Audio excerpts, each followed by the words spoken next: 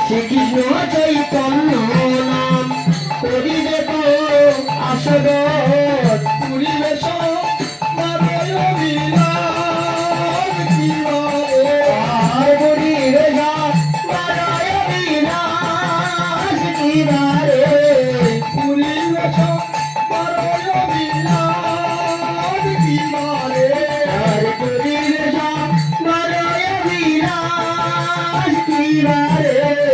Shrikrishna Chaitanya Chandra